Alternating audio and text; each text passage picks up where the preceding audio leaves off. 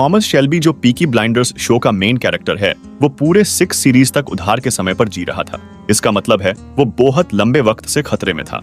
उसकी साइकोलॉजी में वो जिस तरह से सोचता था, जिस तरह से फील करता था, इसको शेप देने का वजह था जो वर्ल्ड वॉर 1 में उसके साथ हुआ था। वॉर के वक्त वो और उसके यूनिट एक बहुत ही खराब सिचुएशन में अटक गए थे, जहां उनके पास कोई भी गोली नहीं बची थी। उनको लगा था कि वो मारे जाएंगे, लेकिन किसी तरह उन्होंने सरवाइव कर लिया था। उसके बाद टॉमी ने अपनी जिंदगी में सब कुछ एक बोनस की तरह देखना शुरू कर दिया और उसे लगता था कि उसे उस वॉर में मर जाना चाहिए था।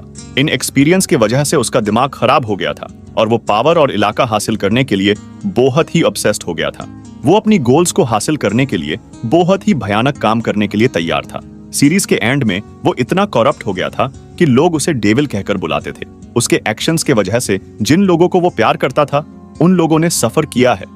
इस सीरीज के दौरान उसने अपनी वाइफ, अपना भाई और अपनी ऑन्ट को खोया है और ऐसा लगता है कि ये सीरीज थॉमस के मरने के साथ ही खत्म होगा। लेकिन उसका मौत वैसे नहीं हुआ था जैसे हमने सोचा था। पीकी ब्लाइंडर्स का फाइनल सीरीज वक्त, पहचान और किस्मत के बारे में था। ये तीनों चीज एक साथ हुई इस शो के आखिरी पलों में।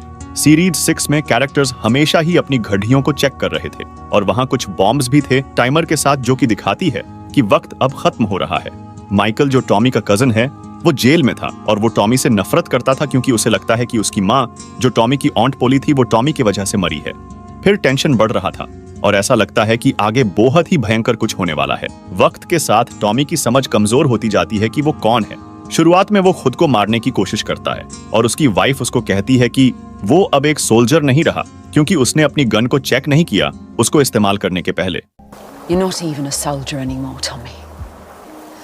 You didn't check your weapon. उसने अल्कोहल को भी पीना छोड़ दिया था। इसके बावजूद जब वो इसको सेल करता था, ये दिखाती है कि उसको बुरा लगना शुरू हो गया था कि जो भी उसने किया है और जो भी वो बन गया है। जब उसकी बेटी रूबी मरी थी, तब उसे लगा था कि ये उसका पनिशमेंट है, जो भी खराब काम उसने किया है, और तब उसने वादा किया खुद को बदलने का। But in a name and in a memory, things will change. And whatever comes down that river from now on, we will make peaceful and honest and good and send it on down the river better than it was. In our memory we will do this. लेकिन जब उसने उस इंसान से बदला ले लिया था जिसने उसकी बेटी को श्राप दिया था, तब फिर भी चीजें बेहतर नहीं हुई। हालांकि टॉमी खुद को बदलना चाहता था, लेकिन एक सोल्जर के तौर पर उसकी पास्ट अभी भी उसको डराया करती थी। उसको PTSD है, जिससे वॉर की उसकी बहुत ही खराब मेमोरीज और फीलिंग्स ने उसकी जिंदगी बर्बाद कर दिया है, एक बिजनेसमैन, एक फादर और एक पॉलिटिशियन के तौर पर। जब उसे पता चला वो मरने वाला है, तब उसे सामना करना था कि वो असल में कौन है और वो जिंदगी में क्या कर रहा है। उसने रियलाइज किया कि उसने अपने आप की एक फेक इमेज बनाया है जिससे लोग बहुत ही ज्यादा डरते हैं। लेकिन अब उसको सामना करना है कि वो असल में कौन है और वो इस दुनिया को कैसा बनाना चाहता है। इसने उसे सोचने पर मजबूर कर दिया है उसके जिंदगी के बारे में और वो क्यों ये चीजें करता है जो वो करता है। वो खुद को न बदलने के लिए गिल्टी फील करता है और उसे काफी मुश्किल हुई थी ये समझने में कि क्यों कुछ लोग इन भयानक चीजों को सपोर्ट करते हैं। उसकी बेटी की खाली कुर्सी उसकी गलतियों को याद दिलाता है। आखिरी के कुछ एपिसोड्स में उसे जवाब देना था उसके लाइफ चॉइसेस के बारे में सवालों का, और वो अभी भी इस रास्ते पर क्यों जा रहा है। You could close all this down. You could leave the sport behind. But instead, you still go down and collect them please and thank you and sorry and forgive me, Mr. Shelby. इन सवालों ने उसे सोच में डाल दिया था कि वो कौन है। And that will be my legacy. Instead of me, there will be money. Because for most of the people who are close to me, that is what I am. फिर उसे पता चला उसका डायग्नोसिस एक झूठ था और वो उस डॉक्टर को मारना चाहता था जिसने उसे झूठ बोला था। लेकिन उसने वायलेंट न करने का डिसाइड किया और वो एक पीसफुल सिचुएशन को चुनता है। ये दिखाती है कि वो एक बहुत बिग इंटरनल जर्नी से गुजरा है और वो उतना बुरा इंसान नहीं है जितना उसने सोचा था। उसी पल 1 घंटी बजती है जो टॉमी को याद दिलाती है कि वॉर अब खत्म हो चुका है। ये भी दिखाती है कि टॉमी की खुद के साथ लड़ाई भी खत्म हो चुकी है।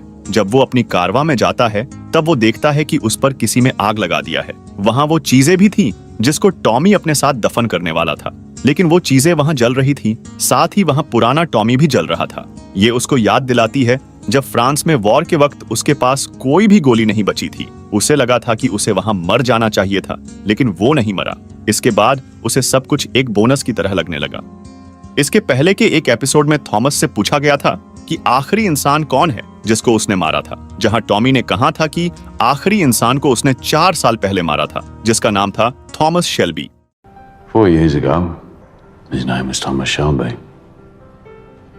He drank whiskey. ये सीन दिखाती है कि टॉमी पहले से अब कितना ज्यादा बदल चुका है। शो के शुरुआत में टॉमी इंट्रोड्यूस हुआ था एक काले हॉर्स के साथ और शो के आखिर में टॉमी एक सफेद हॉर्स के साथ चला जाता है, जो कि दिखाती है कि टॉमी ने अब खुद को पूरी तरह से साफ कर लिया है। लोगों को लगा था थॉमस फिनाले में मर जाएगा और एक तरह से वो मर गया है, लेकिन वो फिर से जिंदा भी हुआ है। आखिरी में मैं इतना ही कहना चाहूंगा, don't fuck with the Peaky blinders. तो मिलते हैं अगले वीडियो में। जाने के पहले वीडियो को लाइक और चैनल को सब्सक्राइब कर देना।